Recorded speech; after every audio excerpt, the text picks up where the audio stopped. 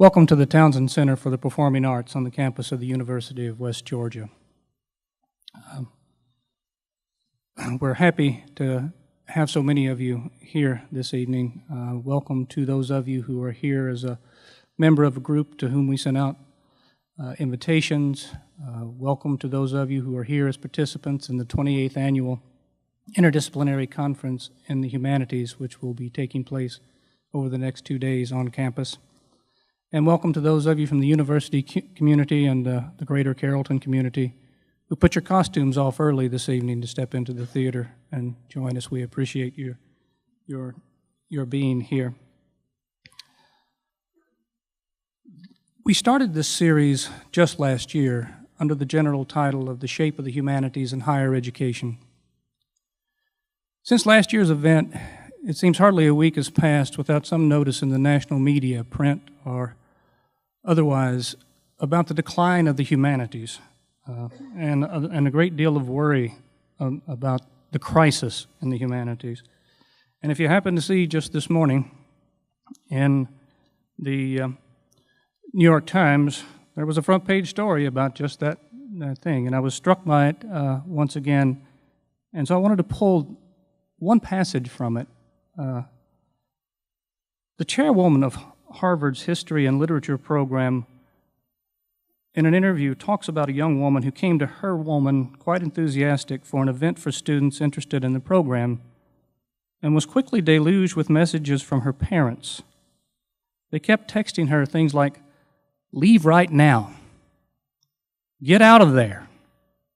That is a house of pain." Those of us who labor in the humanities are not at all surprised by the attitude, though we might be a little surprised by the ferocious tone in some of it. But I've been thinking about this all day, and it occurred to me that I might rather be associated with a house of pain than a house that was considered superfluous altogether. We might be able to begin dialogue with people who might not want to dialogue so readily if we are seen as a threat rather than as a nothing. And so I'm happy and honored that our event this evening has been chosen for a sponsored discussion of The Heart of the Matter, the report of the American Academy of Arts and Sciences that was released last June, I believe, 2 years. Let me pause to thank the American Academy of Arts and Sciences, the Federation of State Humanities Councils, the Georgia Humanities Council, and the Georgia Public Library Service for their support in putting this evening's programs together. They've been wonderful to work with. The Heart of the Matter was commissioned as a result of a bipartisan request from Congress. I think that might have been the last bipartisan act from Congress we've seen in quite some time. They'd asked the question of the American Academy, and it went like this: what are the top actions that Congress, state governments, universities, foundations, educators, individuals, benefactors, and others should take now to maintain national excellence in humanities and social scientific scholarship and education, and to achieve long-term national goals for our intellectual and economic well-being, for a stronger, more vibrant civil society, and for the success of cultural diplomacy in the 21st century? In response, the American Academy of Arts and Sciences put together a commission of 53 prominent national figures from industry, from the arts, from the sciences, from academe, and it was truly an eclectic body of folk. And the result is our topic tonight, the heart of the matter, humanities and social sciences. So let me move on now to introduce our panelists. Since 2008, Dr. Wayne Clough has served as secretary of the Smithsonian Institution, heading a complex of 19 museums and galleries, 20 libraries, the National Zoo, and a number of research centers with reach into nearly 100 countries. Dr. Clough has brought to the Smithsonian the same visionary and strategic leadership he demonstrated during his 14-year tenure as president of the Georgia Institute of Technology.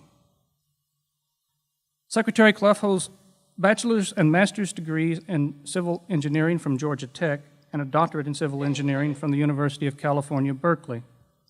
His specialty is in geotechnical and earthquake engineering. He's taught at Duke and Stanford, and he served as Dean of the College of Engineering at Virginia Tech and as Provost of the University of Washington. Among his many recognitions, and he's had many awards in his own field, but beyond that, he has received the Foreign Policy Association Medal, the American-Russian Cultural Cooperation Foundation Award, and the Joseph M. Pettit Alumni Distinguished Service Award for lifetime leadership, achievement, and service to Georgia Tech. He was also a member of the commission that produced The Heart of the Matter. Rosanna Warren is the Hannah Holborn Gray Distinguished Service Professor in the Committee on Social Thought at the University of Chicago. Generally considered one of the strongest poets of her generation, her most recent volume, Ghost in a Red Hat, was published in 2011. She has been honored by the Academy of American Poets, the American Academy of Arts and Letters, the Lila Wallace Foundation, the Guggenheim Foundation, and the New England Poetry Club. Program note, Professor Warren will read from her own poetry tomorrow night on campus in Cashion Hall. We hope many of you can make it to that event as well. Robert Schaefer is chair of the Department of Political Science and Planning at the University of West Georgia. Dr. Schaefer's teaching and research interests are focused on American government, particularly American political rhetoric, with emphasis on the presidency and American political organizations. He also teaches literature and politics with a special interest in Shakespeare. And I've been fortunate enough to be invited to Bob's class on literature and politics a number of times, and it's always exciting. His textbook, American Political Rhetoric, was recently published in its 5th edition. And Bob pointed out to me how amused he was lately to discover that it was a featured prop in a low-grade movie set on campus life, okay, set on a campus. So as he puts it, his 15 minutes, okay. Esther Mackintosh is president of the Federation of State Humanities Councils. And Esther, thanks so much for your help in putting this together. She holds a BA in English and German from Morningside College and a PhD in American Literature from Kansas State University. She has served as editor-in-chief of Horticulture magazine in Boston, and later she served as senior editor at Science 80, a science magazine for lay audiences published by the American Association for the Advancement of Science. She was also a scriptwriter in the audiovisual department of the King Faisal Specialist Hospital in Riyadh, Saudi Arabia. Welcome to all our panelists. Thank you. Our procedure will be to allow each some time for opening remarks, after which they will respond to each other for a time, and we hope, time permitting, to open a little bit later a mic for the audience to participate and ask questions if you wish. So this is a good time for me to tell everybody we are on film, and the film will be distributed publicly. Okay, so we've concluded that as a member of the commission, the secretary is in a good position to come last in the rotation, so we begin with Professor Warren. Is this working? Yes, thank you. I salute the American Academy of Arts and Sciences and the authors of the report, The Heart of the Matter. To put this noble endeavor in perspective, this document, defending the inquiry into human nature and the quest for values, is a perennial plant. It's not working? Okay, it's annoying. All right. It's a perennial plant. The same effort springs up in every generation as it needs to be argued over and over again that reality cannot be construed only in materialistic, mechanical, and utilitarian terms. It is an argument over the nature of the good. What makes a fully realized life? What makes an ethical life? What makes good politics? Why should we care? In the West, one could go back to Homer and the concept of paideia, the aristocratic training in heroic virtue, for one version of the heart of the matter.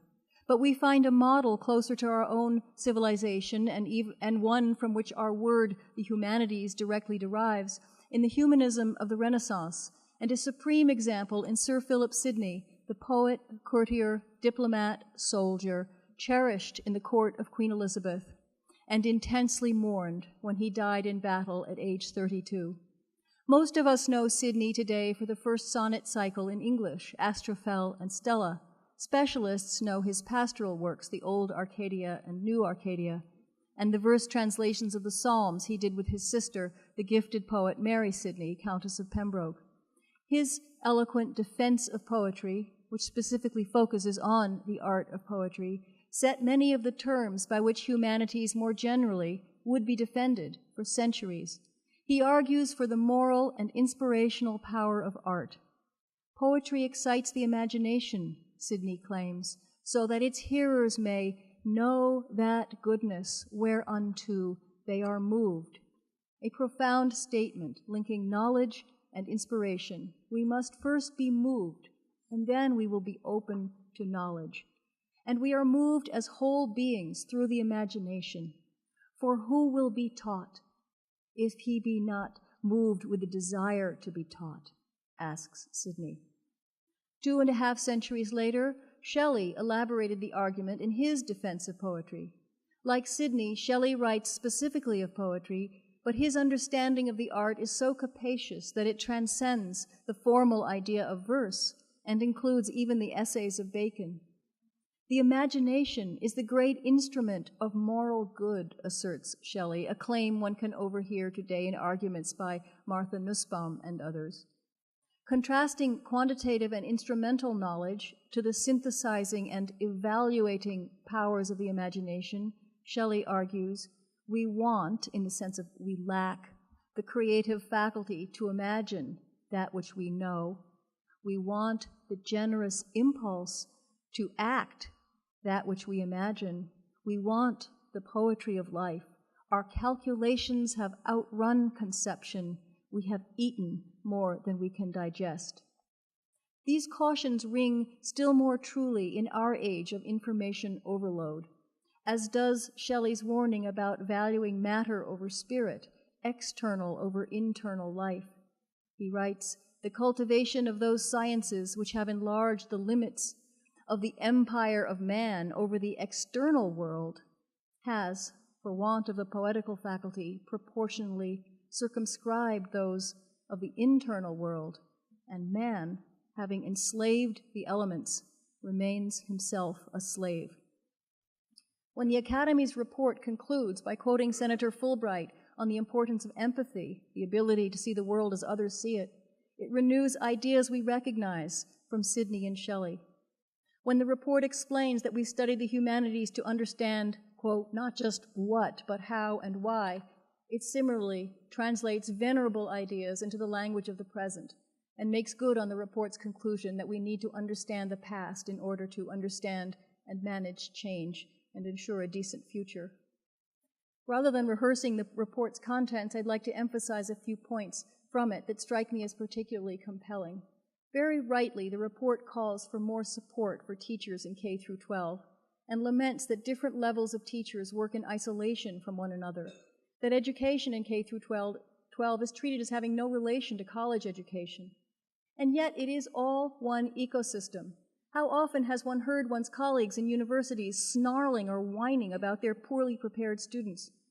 If those students are poorly prepared, we all bear some responsibility, and the Academy is imaginative in suggesting ways to change that.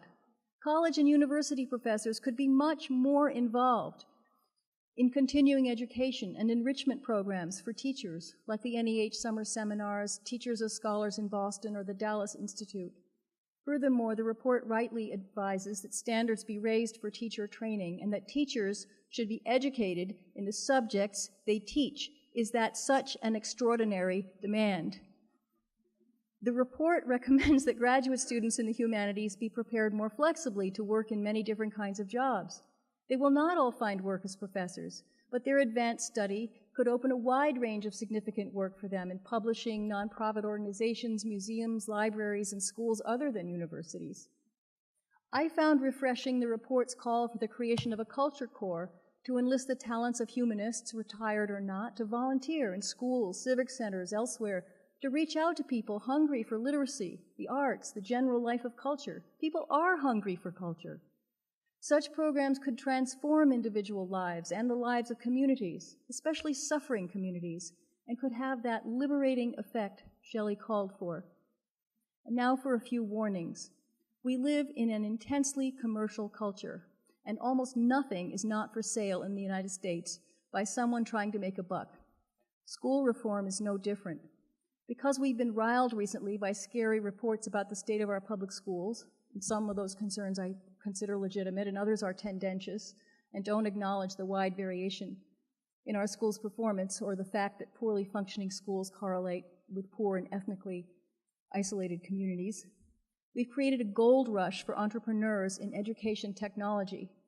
Wild promises are being made for hugely expensive software programs, integrated curricula, and computer hardware, tablets, and so forth, though little evidence connects them with real learning. Should we be surprised that Rupert Murdoch's News Corporation, through its subsidiary company Amplify, run by Joel Klein, ex-chancellor of the New York City Public Schools, has rushed in to shove computerized curriculum and tablets into school systems across the country, taking a large part of the energy and responsibility for teaching out of the hands of teachers? And this is only one such venture. Others are roaring ahead because big money beckons. Equally misguided, in my view, is the utilitarian fervor of the Common Core and its haywire insistence on cutting the amount of imaginative literary reading for K-12 students by 50% to replace it with, quote, informational texts. A tract on the business of wall insulation is one scintillating example, well calculated to ignite the imagination of 12-year-olds. For who will be taught if he be not moved with the desire to be taught? Asked Sidney. An even more egregious example of this kind of soul-destroying so-called reform was the report issued last year by the Council on Foreign Relations, co-chaired, yes, by Joel Klein and Condoleezza Rice.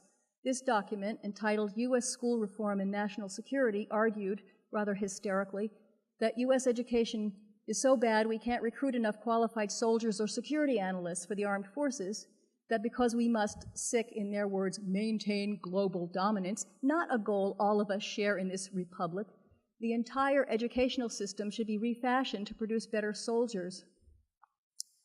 These are terrible ideas. The United States is not Sparta, and we shouldn't subject our polis and our paideia to an endless military mission. Nor, frankly, should we aim to make everybody's life goal to become part of the machinery of the gross national product, though that is what is implied in the Council on Foreign Relations report with its enlightened way of referring to human beings. That means teachers and students as human capital. Thank you, I don't want to be invested that way. Our schools do, many of them, need reform, and our teachers need support, but not on those terms. The humanities are about what it has meant and may mean to be human. They are about human beings, not capital. And I would accentuate that word being, treating it less as a noun than as a verb, an action, a process of coming to be. We come to be. We come into our humanness in what Martin Buber called the I-thou relationship. And one crucial version of that relationship takes place in the classroom. It's the essence of education, teacher and student looking each other in the eye, recognizing one another, the teacher igniting in the young person's imagination who she might be, and how the world might be revealed in its scope, complexity, majesty, and promise. We should not let momentary panic induce us to annihilate the possibility of those relationships and wipe out rich traditions of teaching to enslave ourselves to corporate money machines and prefab curricula and yet more screen time. That is not how to awaken free minds. I conclude with a few lines, perhaps mysterious, by the poet James Merrill. Mystery is good. It delivers us from wrong-headed and coercive clarities. The poem is The Broken Home, from the book Nights and Days. Merrill has been describing his solitary adult life and remembering his childhood, his parents' divorce, and a mysterious scene in which the little boy, led by his dog, the satyr-thighed red setter, disturbs his mother in her nap. The parents have long since died at the time of the poem, and their grand house has become a school. The real house became a boarding school. Under the ballroom ceiling's allegory, someone may at last be actually allowed to learn something. or from my window, cool with the unstiflement of the entire story, watch a red setter stretch and sink in cloud. How, at any age, do we learn anything? And what is worth learning? The Academy has performed a deeply civic act in compiling this report to stimulate us as citizens to take up again the age-old questions and to take an active role in shaping a civilization we might be proud of. Thank you.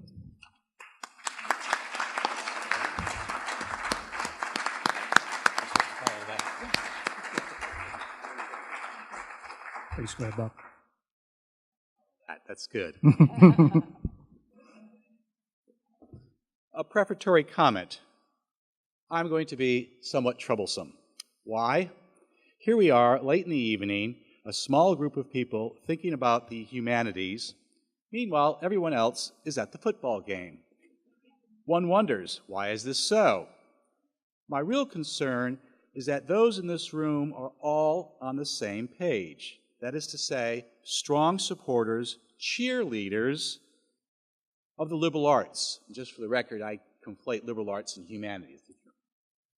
Being so is a good thing, and let there be no confusion. I am one of the cheerleaders. But this is problematic. How do we connect those who are genuinely concerned with education, and in my perspective, higher education, to those very busy with everyday lives? My goal is not to say things about those who are not here, but to talk about us. We are a minority. We have a problem. So I begin. Recently, earlier this year, the University System of Georgia Chancellor, Hank Huckabee, declared, and I quote, "If you can't get a job and you majored in drama, there's probably a reason." He then added, "Students are studying the wrong things." Obviously, this caused quite a stir with small minorities, people in this room. But to understand the Chancellor's remarks, we must recognize the intense political pressure that he and countless others are under, and I'm referring to parents and legislators and etc. To wit, many people ask, are college degrees overrated? Are taxpayers getting a good return for the billions of dollars being poured into higher education? Are graduates, are you ready, insured jobs? But we need to back up one step and remind ourselves that we live in a democracy, not an aristocracy. Those of us with democratic souls tend to be much more practical, more pragmatic. We do not spend much time reflecting upon the good or the beautiful. Rather, we must, in light of our circumstances, be concerned with producing wealth. Food, shelter, medical needs are not incidental, but fundamental. And in our free time, we watch football. To complicate matters, the media likes to sensationalize quirky courses that occasionally show up in class bulletins in colleges around the United States. By way of example, the adultery novel, In and Out of Russia, University of Pennsylvania. At the University of Wisconsin, The Vampire in Literature and Cinema. At the University of Rochester, my hometown, something called Alien Sex. And at Cornell, Cyberfeminism. What does all this lead to? It leads to someone like Senator Jeff Sessions 3 days ago, who wrote a letter to the NEH wondering why they're spending money and giving out grants for programs entitled, "What is the Meaning of Life?" What a waste of money. We must also be attuned to the more fundamental problem. Here's where I get troublesome. The liberal arts are a danger to the city. A close reading of Plato's Apology reminds us that Socrates, the person who brought philosophy down from the heavens, according to Xenophon, the person who popularized the liberal arts, is in fact guilty of corrupting the youth. Socrates spent most of his life detaching the youth from the opinions and beliefs of their parents. we are also reminded of the possible danger of the liberal arts by the great poet Aristophanes. He was a contemporary of Socrates and a drama major. His popular play, The Clouds, shows that the pursuit of philosophy, liberal arts, humanities, and the natural sciences does indeed threaten the traditions of the city and therefore of the city itself. Pheidippides, a student of Socrates, one of the main characters in The Clouds, learns from Socrates that it is appropriate to beat his foolish father. Pheidippides even threatens to beat his mother. On the other hand, Socratic inquiry, the liberal arts, can be a very, very good thing. We learn this from Martin Luther King, who 50 years ago, but 100 miles due west of here, over in Birmingham, wrote in a letter from Birmingham jail, quote, Socrates felt that it was necessary to create a tension in the mind so that individuals could rise from the bondage of myths and half-truths to the unfettered realm of creative analysis and objective appraisal. We must see the need of having nonviolent gadflies to create the kind of tension in society that will help men to rise from the dark depths of prejudice and racism to the majestic heights of understanding and brotherhood. So, jumping ahead, does this mean that the University of West Georgia, with its liberal arts core curriculum, is a threat to Carrollton? I think not. Nonetheless, it's important to keep in mind that genuine inquiry calls into question our fundamental beliefs, and this is problematic. How might Socrates respond to the Commission's report, The Heart of the Matter? Most likely, he'd appreciate it. Why? The report strongly promotes an educated population, an education consisting more than just practical skills.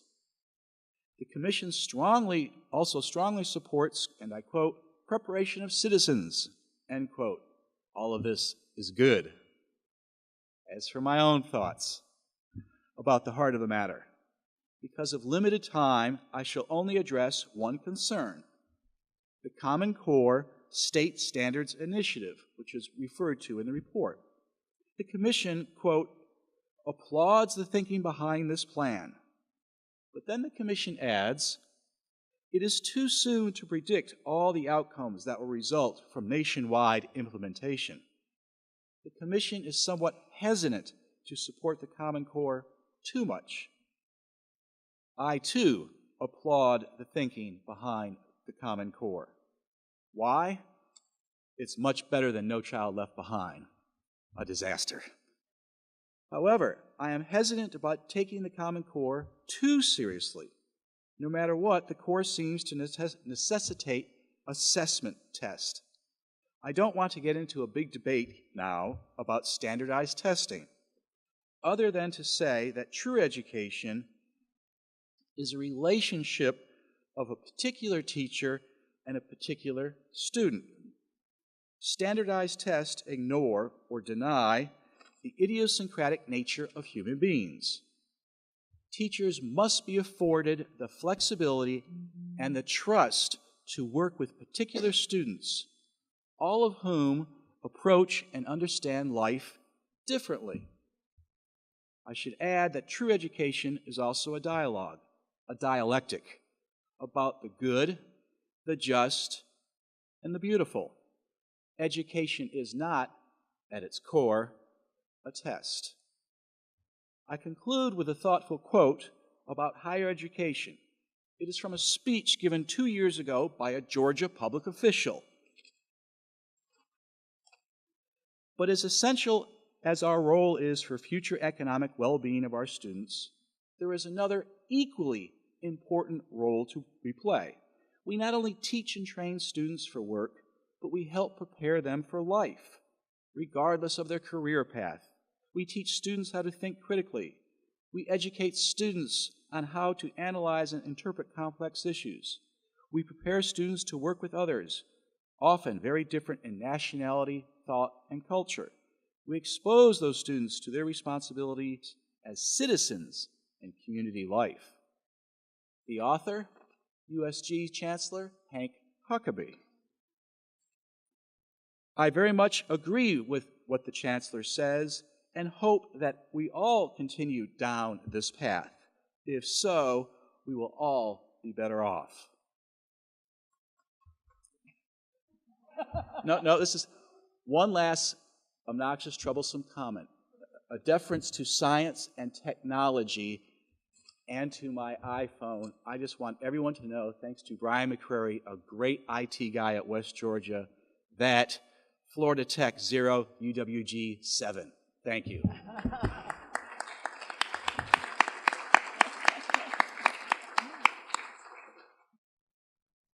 Well, I'm a visitor here, and besides that, an out-of-stater, so I'm not going to make any trouble whatsoever.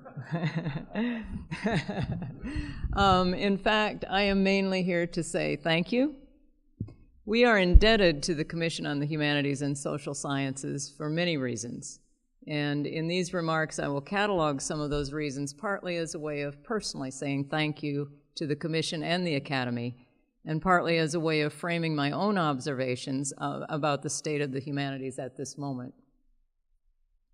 First, I think I can speak for the entire humanities community in saying how grateful we are to the Commission for releasing a report, The Heart of the Matter, that has prompted more public discussion about the condition and value of the humanities than we have seen in years, maybe ever. The Commission website lists more than 130 op-eds and articles commenting on the findings of the report or using the report as a launch pad for talking about the humanities. These pieces, which included a thoughtful and insightful reflection by Randy Hendricks and Tommy Cox, have appeared in publications ranging from relatively small state newspapers to the largest national media outlets. The arguments presented are diverse and powerful.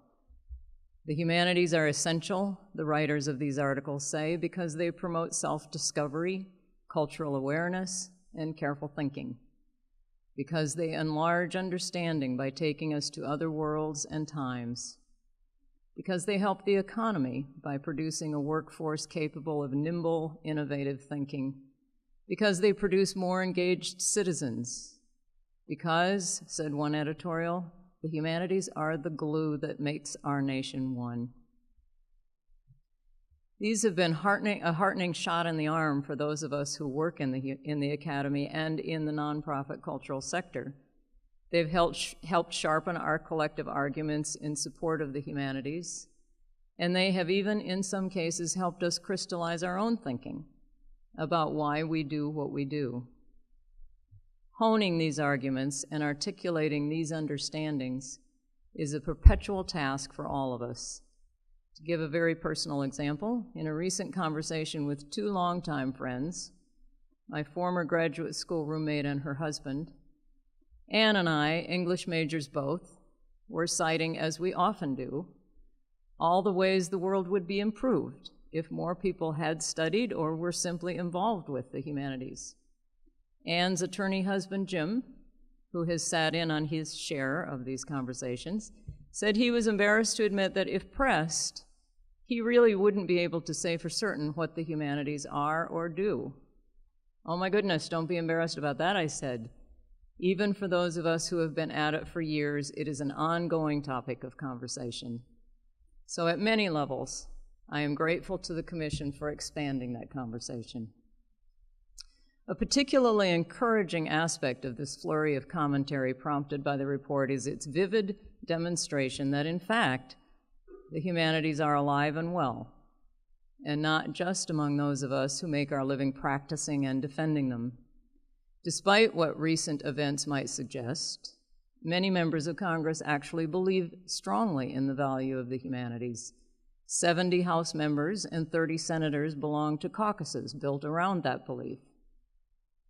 It is difficult to find a successful business person who does not understand the benefit of a workforce with a strong grounding in the liberal arts. The most brilliant scientists recognize that communication and critical thinking skills that the humanities add to scientific reasoning. And citizens in communities all across the country embrace the opportunities for humanities learning that helps them put their own and their community's challenges into a context that allows them to draw on the lessons of other times and places. The Commission has given us a great gift in bringing this conversation so vigorously into the public realm. But the Commission has done us another service through this report and the information gathering forums around the country that fed into it. They have given us a view of the humanities as a continuum, and this is the second thing for which we must all be very grateful. The report not only demonstrates the need for strong humanities education in K through 12 in our colleges and universities and on through the rest of our lives, it also stresses over and over the interconnectedness of all of these phases of education and the need for collaboration among all its parts. The report envisions a humanities landscape that is anything but a collection of gerrymandered districts or gated communities. It calls on all of us to pool our collective wisdom and efforts, drawn from whichever sector we happen to inhabit, and to help build the nation we wish to live in. The goals of the report, and I quote, invite all stakeholders, public and private alike, to embrace a new commitment to collaboration and a new sense of mutual obligation to the role of the humanities and social sciences for a vibrant democracy. Achieving and maintaining this collaborative spirit is not as easy as it might seem. I do not have sufficient experience with the relationship between K through 12 educators and the Academy, so thank you, Rosanna, to comment on the level of mutual support there, but I've had a great deal of experience in my varied career with the sometimes uneasy relationship between the Academy and the public, and the organizations that represent each. This has to do in part with resources. And here I will take a detour to thank the Commission for a third gift, which is their clear and vigorous assertion that the humanities at all levels must have more money. I don't recall ever before seeing a major national report that included as one of its section headings in 18-point type a demand to increase funding for the NEH, including the state humanities councils. The underfunding is not a problem of federal policy alone, though. Foundation and state government funding for the humanities is also scarce in this era of economic constraints. Knowing how small the pie is, all members of the family begin to quietly calculate how to get the biggest slice they think they can manage, which can lead to unhealthy habits of turf protection and defensiveness. This is a reality. But let me now step back onto the main path and return to thank you number 2 to say that it is not only scarce resources that have prevented the humanities community from collaborating as vigorously as the times require. It can also stem from a lack of understanding of each other's aims and values. Public humanities programs and practices can, on occasion, appear to academic humanists to lack seriousness. Scholars and academic institutions can sometimes seem elitist and condescending to public audiences. These are largely misconceptions, but they are allowed to simmer and intensify if not addressed through strenuous efforts to communicate and collaborate. The good news is that efforts to close these understanding gaps are proliferating, I believe, like never before, and the Commission report has provided a welcome boost to these efforts. Last year, at about this time, the Kettering Foundation hosted a day-long conversation among a dozen people who spend their lives in various humanities institutions and organizations, libraries, museums, scholarly associations, universities, humanities councils. Throughout the day, we discussed 3 basic questions. First, the concept of the public humanities. Second, the relationship between academic research and the public humanities, and third, the relationship of the public humanities to civic life. The rich discussion explored the ideal relationship between the academic and public humanities and benefits to the public of a close collaboration between these two communities. A report on this discussion is in process, and the conversation will continue and, I hope, produce further discussion and action. The Federation of State Humanities Councils that I work for is currently deepening partnerships with Imagining America, an organization of academic institutions committed to publicly engaged scholarship, and with the Consortium of Humanities Centers and Institutes. 2 sessions at the recent Imagining America conference were devoted to discussion of successful collaborations between state councils and academic institutions, humanities centers in particular, and a session at the upcoming Federation Conference will build on that conversation. Earlier this month, the Oklahoma Humanities Council, working with the National Humanities Alliance and the Federation, convened a meeting that we hope will serve as the pilot for what we envision as a number of regional humanities working groups across the country. The kickoff meeting of this initiative included 25 representatives of academic institutions, public humanities organizations, and Native American tribes who shared information about humanities activities and events in their institutions and discussed ways of pooling efforts and resources to make humanities work in Oklahoma more visible. According to the Council Executive Director, Ann Thompson, the high-energy meeting at which most participants were learning of each other's work for the first time offered a promising beginning to what participants hope will be a long-term, fruitful relationship. These are healthy and encouraging developments, very much in keeping, I think, with the Commission's urgent call for all of us to, in the words of the report, work together to provide a much-needed, vigorous voice to champion humanistic social scientific work for every level of American society. And, I would add, to increase learning, understanding, and engagement of every American citizen. It is at that community, that individual, community, and state level that it matters most of all, I believe. Let me close with an example right here in Georgia of the tremendous benefits of doing it well. When Jamil Zeneldine, the former president of the Federation, moved to Georgia to become the head of the Georgia Humanities Council, he immediately saw a need for a resource to allow Georgians, both lifelong residents and the many, many residents who moved to Georgia from other places, to freely access the history and culture of this rich state. The Council subsequently launched the first online encyclopedia in the country in partnership with the University of Georgia Press, the University System of Georgia Galileo, and the Office of the Governor.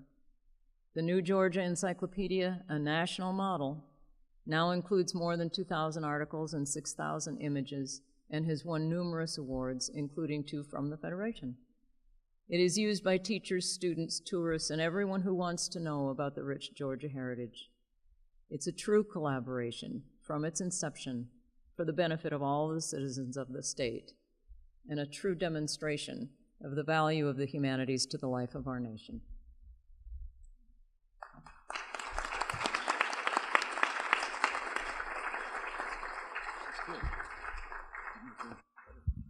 Thanks, Randy. And to begin, let me say thanks again to West Georgia for hosting this event and helping us get the dialogue started. When I was president of Georgia Tech, I had the pleasure of visiting this campus many times, and to come back now after 6 years almost and see how much work has been done here and how vibrant the campus is, it really encourages me. We have a beautiful campus and a beautiful community here. Okay, that was a lot of material. Let me first give just a little bit of insight into the Commission report and some of its activities to get to the report. Because Bob raised a very good question. We're here talking to the choir to a large extent. And the Commission really wanted to avoid that because we knew we could write a great report, but it would only speak to those like us. And we knew that wouldn't be the purpose of it. So we spent a lot of time thinking, what's the tone, what's the voice, what do we do, how do we strike a message that will resonate with the largest number of people who can really change things themselves and in their community. And that's a challenge finding the right words. Rosanna reminds us of the power of poetry, because each word does mean something, and we have to be careful in those choice of words. Lots of times committee reports don't quite come out that way, of course, because they have so many voices. But I think the report, all things considered, came out to be quite nice and serves its purpose. Now, I would comment on this in another way. At the Smithsonian, we have 19 museums and galleries and the National Zoo. And at any given time, any given year, we put on 100 new exhibitions. Some of those travel through the Sites Traveling Service that works for the Georgia Humanities Council, and through our 180 affiliate museums, 8 of which are in Georgia. And we spend a lot of time, we have to think about how we cast our exhibition. Our goal is to invite as many people into the exhibitions as possible.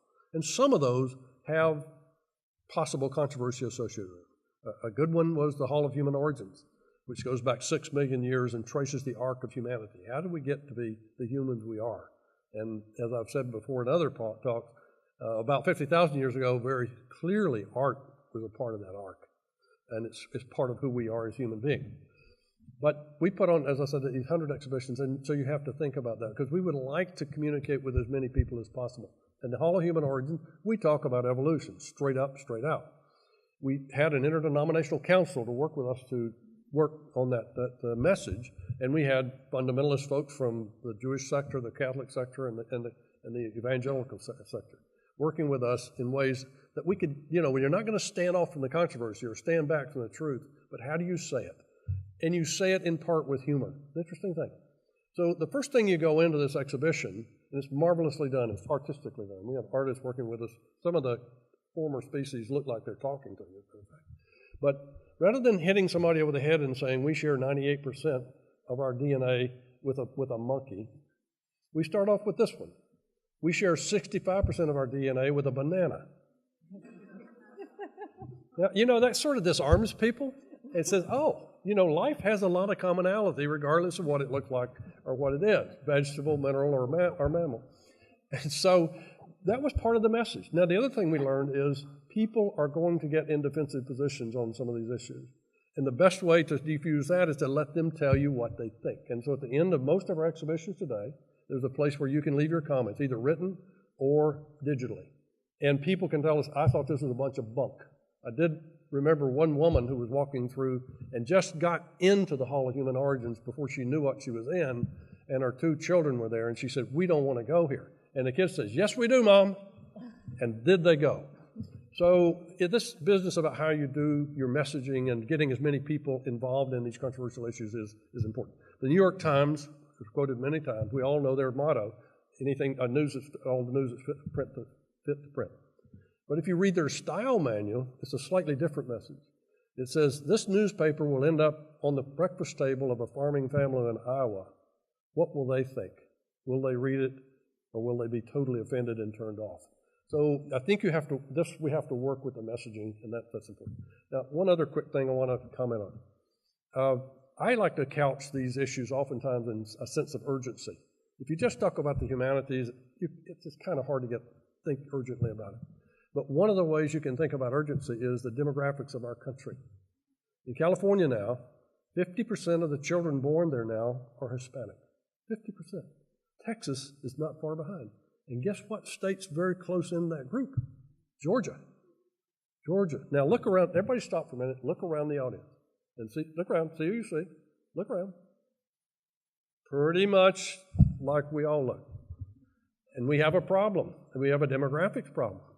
Because our country is changing dramatically. We have to reach people where their hearts are. We have to understand their cultures. At the Smithsonian, we just hired 6 curators to work on special contributions of Latinos in our country. Latinos have been in this country much longer than the Europeans, 400 years, and they changed this country in many ways. Asian Americans are vastly underappreciated in our population for their contributions. We have to learn to appreciate them. Our collections have to reflect that. It can't just be about Lewis and Clark. It's got to be about Cesar Chavez, and it's got to be about people who made a difference in our country, and our collections have to reflect that. So we really have to work hard on changing a culture of communicating, and I think that's a critical item. So I think it's wonderful that you're here to take part in this dialogue, and I do believe, and since I'm an engineer, I'll just comment, that young engineers can gain great advantage in studying humanities.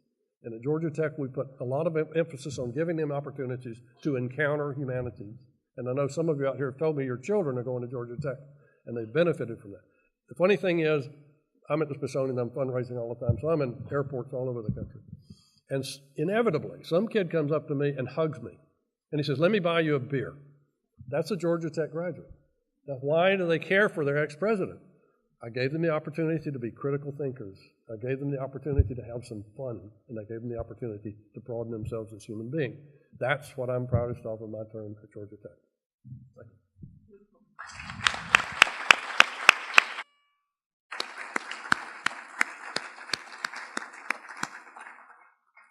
Let me see if I can prompt some discussion, and then you guys can just take it, okay? In any direction you wanted to. We have at the table a political scientist.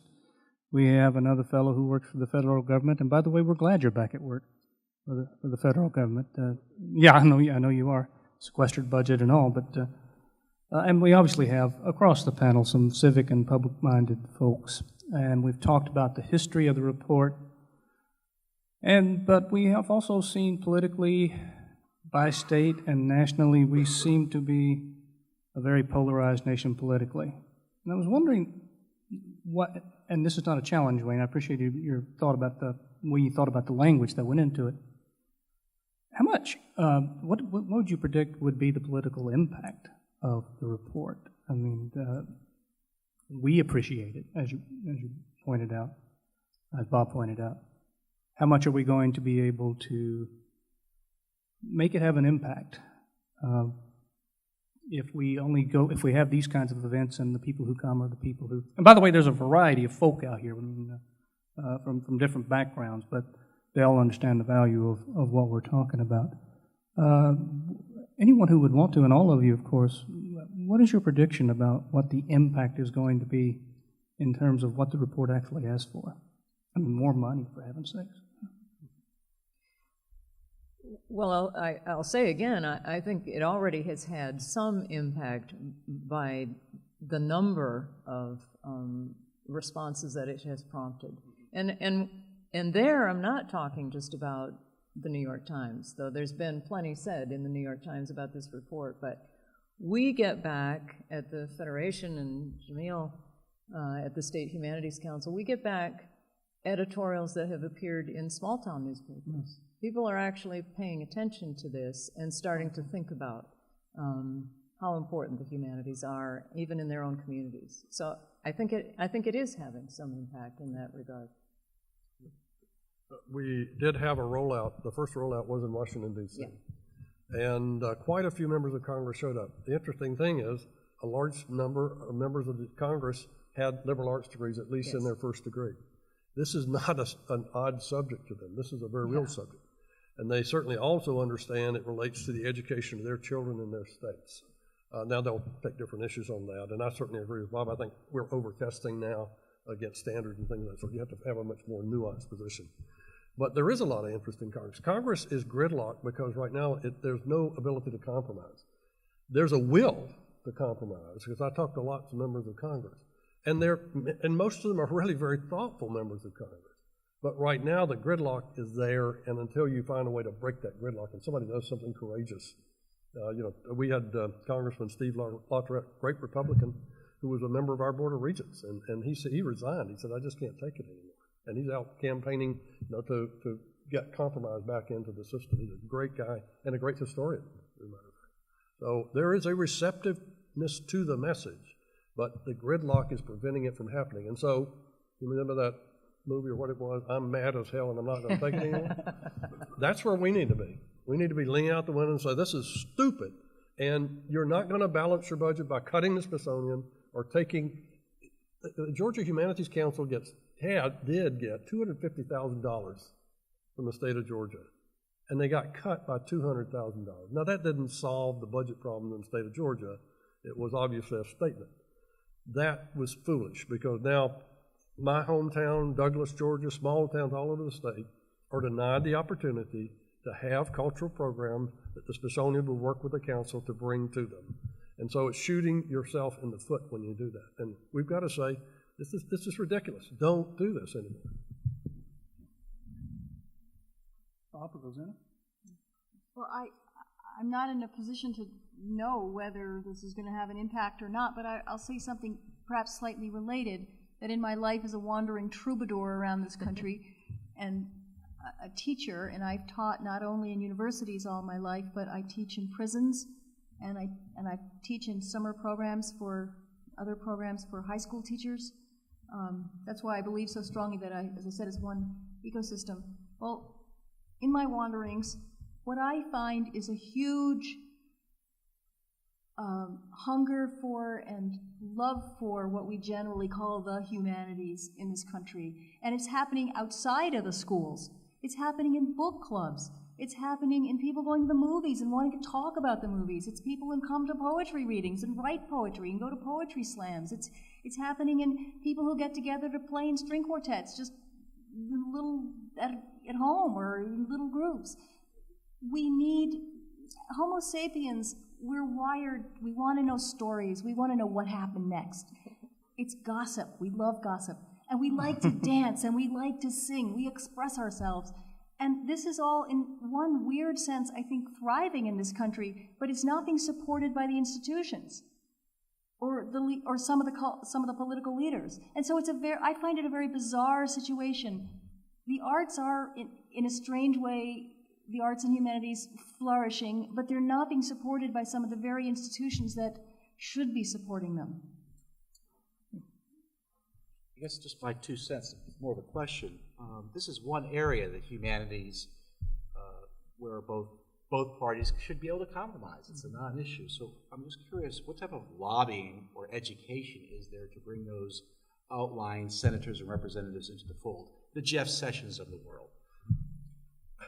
Well, Jeff is a fellow Southerner, so I won't comment on that. But I think the challenge is it's going to take time. It's not going to happen overnight. And that's why this report is very important. It started something that didn't exist. It started a dialogue, and it has caught fire.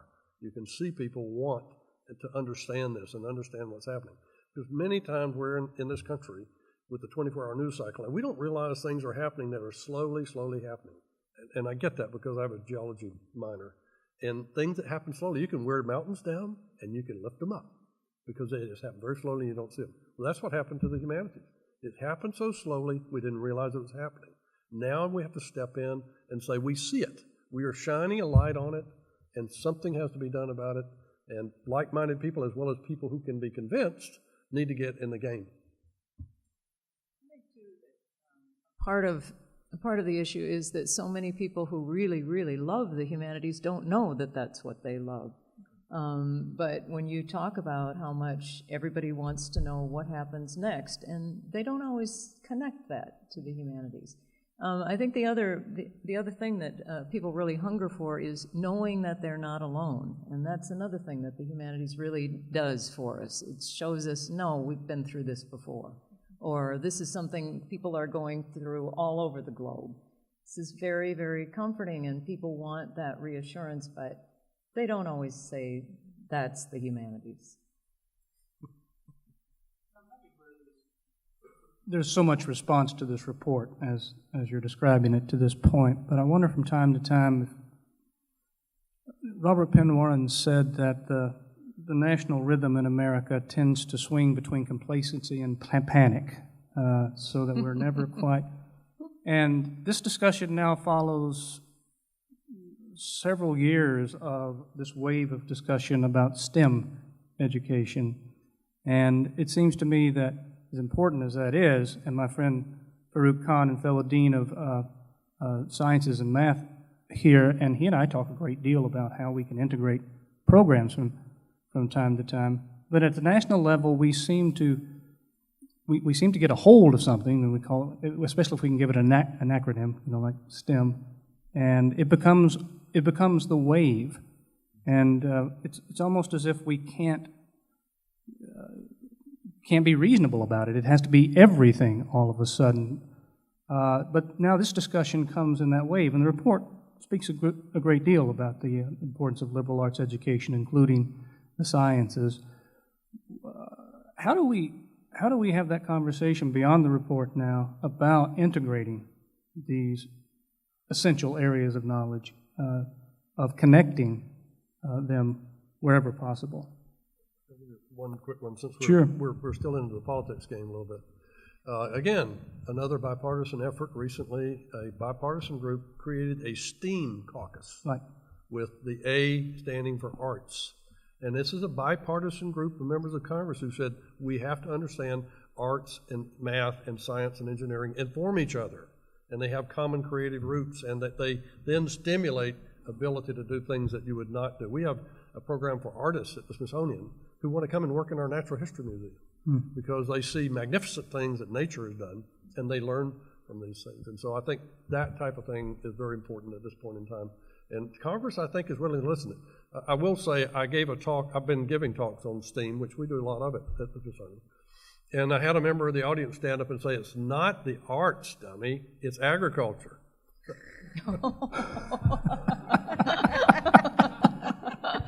So there's somebody else out there with STEAM. Okay, anything else? May I just add, to answer your question, to educate a lot more people about what's going on in humanities, we have to bring in more faculty from different disciplines to begin to work together. And those with humanities backgrounds who might not be in academia. Okay. Anything else you're prompted to say before we ask these folks out here what they want to say? Okay, we have someone with a microphone in the back who will find you if you would like to ask a question or make a comment on the panel discussion. We actually have two people, one per aisle, so.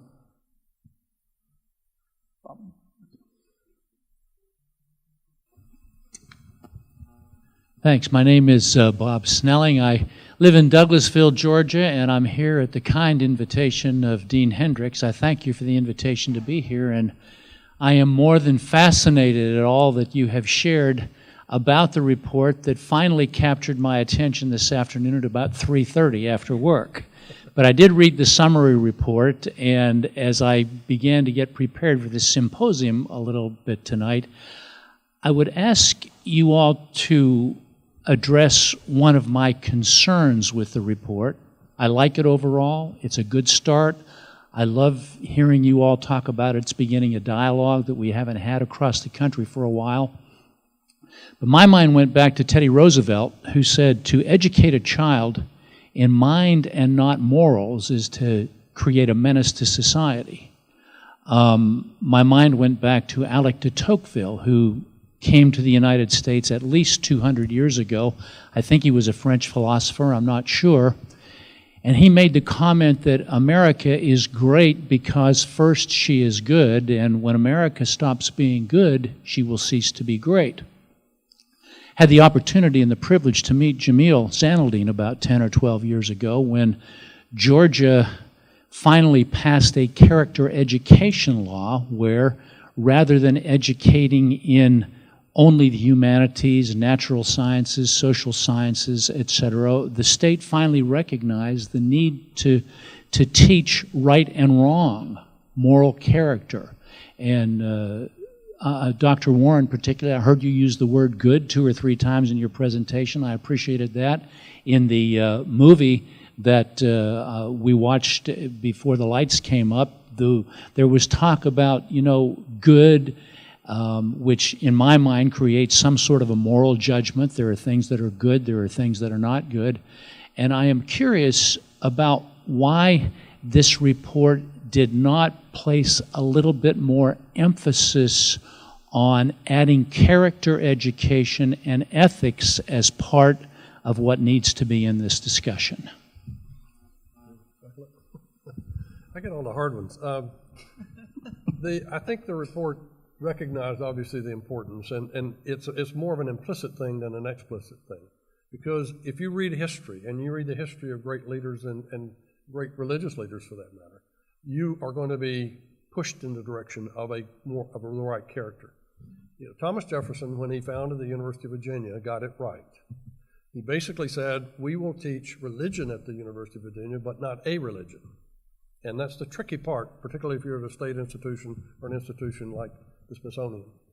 So Thomas Jefferson wrote a book called The Life and Morals of Jesus of Nazareth in the books of Mark, Matthew, Luke, and John. And it's called today the Jefferson Bible.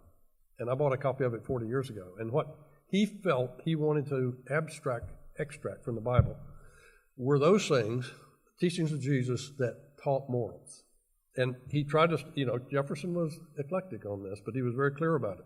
And he helped lay the foundation for all public universities, the way we operate. The campus ministries that you see on these campuses don't sit on campus land. They sit on land that the ministries own because of separation of church and state. And Jefferson thought that was a very important thing. He took a beating for that. At any rate, this Bible, I would encourage you to read it, and if you really want to buy the best one, go to Amazon and buy it from Smithsonian Books, and it'll help our revenue. But think about this. He actually tried to do it when he was president, and he wasn't able to get it done. When he was 76, 77, he was writing those letters to John Adams. And John Adams said, you tried to do this when you were president, you should do it now. And Jefferson cut these lessons out of the Bible that he thought were moral lessons that didn't have necessarily, they might be the same moral lessons you would read if you were Buddhist. In a way, there were moral lessons for this republic. And he cut these out. So in Jefferson's way, he made the book himself. He had a bookbinder in Richmond make it for him. He made the paper. He used 12 different kinds of ink, and he did it in 4 languages. And so he's 77 years old, and he cuts these same verses out in English, Greek, Latin, and French. And so in the book, you will find each of these. He edits the Bible ever so slightly in Jeffersonian way, which is kind of funny. And I actually had the opportunity in the American History Museum. We restored it. We own it, if you will, for the American people. And we had an exhibition on it. And what is interesting about it, it's traveling everywhere. Everybody wants to see what these moral lessons were. So I got the opportunity to go down in the bowels of American history where our paper conservator was taking apart these incredible pages that had been broken. And the hair stood up on the back of my neck. I said, this is the closest I'll ever get to Thomas Jefferson. There is his writing. There are his thoughts. And these are thoughts that he expressed himself late in life, and he did it, exquisitely. So I think your question really can be answered by that. Now, the other part of that question is, and I would say this is from a university or from the Smithsonian, teaching morals is not only a responsibility of an institution. It's parents, it's society, it's churches, it's social groups, and so forth. So teaching morals in thinking somehow that you would ask universities to do that and you wouldn't do the other part, I guarantee you won't get there, because a course in morals is hard to teach and very few people can teach it well. So I would suggest when you think about morals and the right things for people to know as citizens, it's all of our job, My 2 cents. You made a really good point. You said the teaching of character or morality is implicit in the works that we read on this campus and at Georgia Tech and elsewhere. So when you read Homer or Shakespeare, that guy named Robert Penn Warren, Plato, Aristotle, Faulkner, all those are books about morality, character. So it's there no matter what. Other questions from the audience? Comments?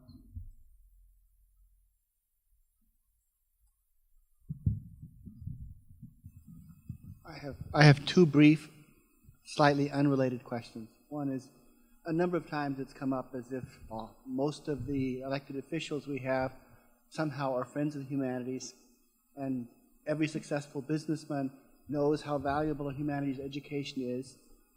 Why then does it seem to be such an uphill battle making progress here in this? That's the first question. And the second one is, sometimes there's a warning that we may be too elitist. That is, we may not be able to reach the population we're looking for because we're on the wrong page, so to speak.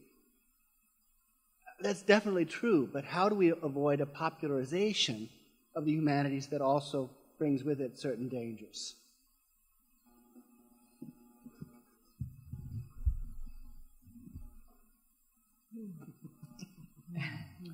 I had the opportunity to have a conversation in the last 2 years with a couple of our state representatives, and I was telling this story to Rosanna earlier today. And during the meeting, one kept lamenting the, I don't know if this is any way an answer to your question, but maybe it'll give you guys a chance to think a minute. One kept lamenting the lack of critical thinking skills in today's college graduates. She brought it up over and over again. And the other, as soon as he learned as I was the dean of the College of Arts and Humanities, he just made a beeline for me in some ways and said, how early in their careers do you begin to talk to them about employment opportunities? And then went on to say he had an acquaintance who had recently achieved a PhD in classical studies, and his head just kind of whipped, and he said, what in the world can you do with a PhD in classical studies? And I wasn't quick enough to say, well, just about anything you can talk people into letting you do with a PhD in classical studies. And I thought about that conversation a number of times, and I said, well, here's something of our dilemma. To lament a dearth of critical thinking skills on the one hand, and to sort of diminish the origin of critical thinking skills on the other hand, the logic that we think of as it's like tearing out the central nervous system and wondering why the muscles don't still work. There's this kind of divorce, and sometimes in public life, about how these things knit together, and how, as Wayne was saying, this happened slowly. We didn't see the unraveling in some ways. So, okay, I bought you some time, so now you can maybe respond to it. To try to at least address the question about lowering standards by trying to reach a more popular audience, just as an example, I'd say Robert Pinsky's 3-year tenure as Poet Laureate of the United States sets a very good model, because Robert Pinsky is an immensely learned and disciplined poet, and he also has the gift of writing poetry that speaks to people who have a very wide range of experience and not necessarily any kind of advanced education. And his favorite poem project, which was one of the great successes, I would say, of the Poet Laureateship in the last few years, was to go around the country asking Americans of all kinds of backgrounds and all kinds of work and ages, what poems were their favorite poems. And what this revealed was that Americans read a lot of poetry and feel passionately about it. And perhaps some of you have seen those films that came out of the Favorite Poem Project through the Library of Congress, and they're very moving. So you have a construction worker rhapsodically reciting Whitman, and little high school kids on the top of roofs in Boston reciting, Lorca. And in a way, what Pinsky's project with the favorite poem was not to say people ought to read more poetry. It was to say, look, America, people are reading poetry, and they love it in many different ways. And you don't need an advanced degree to do it. I just mentioned that as one way in which I think it's I don't think education should be, quote, elitist, and I don't think that learning and love of the arts needs to be watered down to, I think we should respect people's basic intelligence more. I mean, that's my experience as a teacher. I demand a lot of my students, whether they're felons or graduate students at the University of Chicago, and they rise to the occasion. I'll come back with my engineering hat on for a minute. If you think about a student who's imbued with technological expertise and so forth, it could be a scientist, it could be an engineer, it could be a business person, or an architect for that matter. The interesting question is, what lasts after their education? Now, Father Guido used to have a line, which I used to love to quote, and he said, studies have shown that people only remember 5% of their college learning or material after 10 years. And he said, I'm here to tell you, for 5% of the tuition, I will teach you that 5%. Yeah. But what that 5% really is the humanities.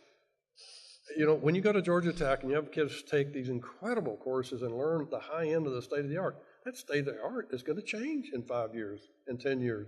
It may not exist in 10 years, but what you learn in the humanities will be in you, coming back to your point about learning the right thing. And so I think in the long run, it's what we teach young people on the humanities side that is the lasting effect. Now, we teach some critical thinking and engineering and so forth at Georgia Tech, don't get me wrong, but they have to adapt continually to changes. The moral of the world haven't changed much for good reason.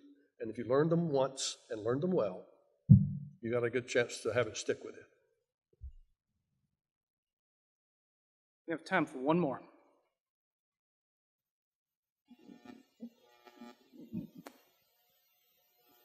I really appreciate being here, and I've been very impressed by what I've heard so far. What interests me so much and causes so much concern for me is if we think of an adversarial position of science, mathematics, and the humanities, one side and the other. And I think we're blessed and privileged to have a former president of Georgia Tech here with us. But when you think of what science has done in the advance of medical science, it is amazing. However, the science that we have developed is capable of destroying the human race. And when we talk to students about that, some of them just shake their heads. They just don't know exactly how to deal with it. And I think that's one of the greatest challenges we face in our world today. At my age, I'm not going to be around here much longer, but for the younger people, we are facing that problem. And I would just be curious as to how you distinguished individuals up there look at that problem between science and humanity, and if you want to interject, morality. Now, morality is really a complex subject for the students. It's yours. The National Endowment for the Humanities actually was founded on that very premise that that we were making tremendous advances at that time in the field of the sciences, and that we needed to be sure that we kept cultivating our moral sense, our awareness of basic values in order to keep up with the advances that were being made in science. And then, I mean, in between, I think the humanities have really fallen away in public notice, but I think we have an obligation now to make sure that we remind ourselves again, because we sure are in a period in which the scientific advances are just incredible.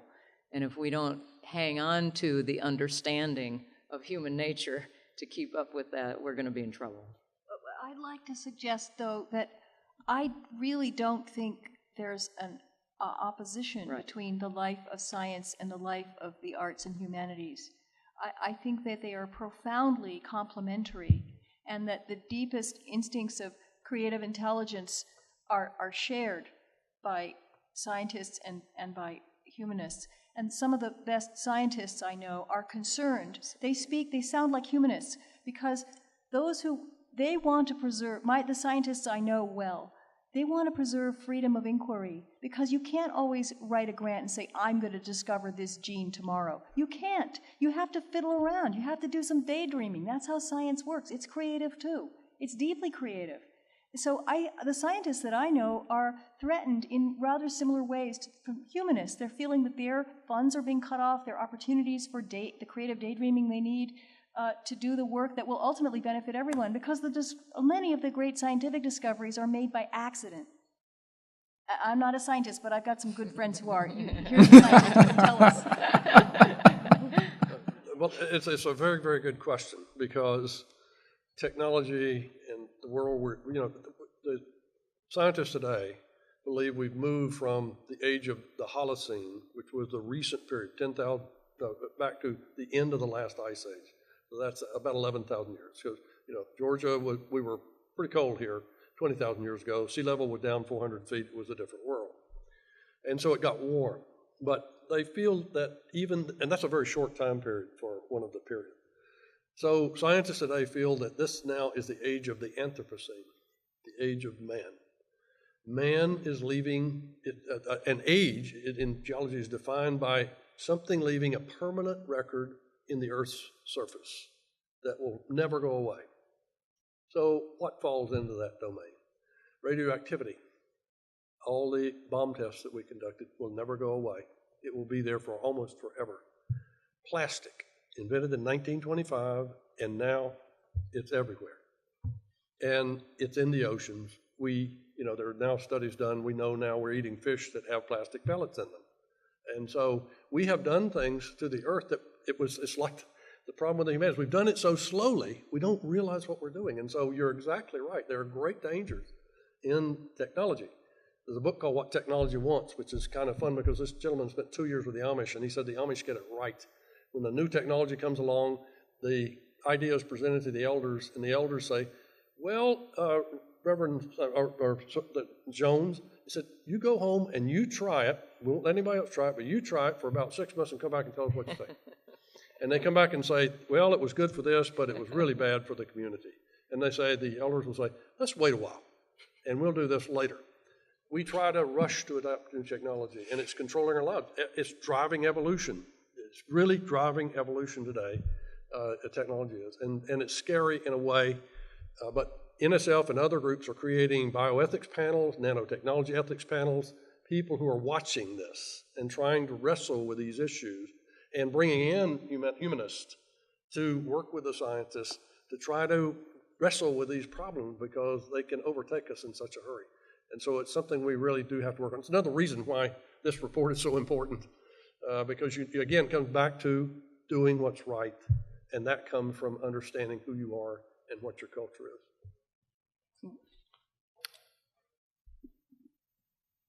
There is no way I can answer that question in less than 10 minutes, so I'll just say this. There is a tension or a split between the natural sciences and the so-called humanities in the West, and that can be traced back 500 years to around 1500. So thinkers like Descartes and Bacon help create that split. I'll just leave that hanging out there. What's the solution? And I don't have a simple solution other than to state a fact, which is many of our students on this campus in the philosophy department and political science read the fundamental book of the West, in addition to the Bible, which is Plato's Republic. And that book is important because that's where this whole conversation about the humanities, sciences, math, the gods, morality began. I mean, it's the fundamental book. So my point is there a problem? Probably. Is there a solution? Plato's Republic.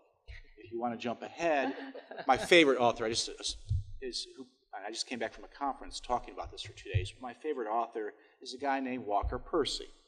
And there was a big conference down in New Orleans, and he spent almost his entire life thinking about this exact problem. So I just recommend Walker Percy.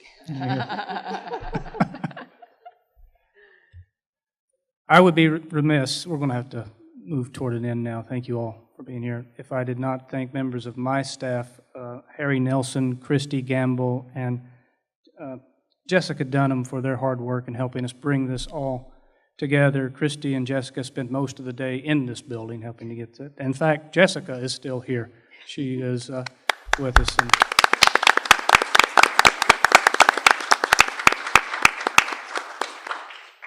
she was the lady behind the screen you couldn't see running the film earlier, so we're doing that. Wayne, Rosanna, Bob, Esther, it's been a marvelous experience. We're honored that you're here. Thank you very much.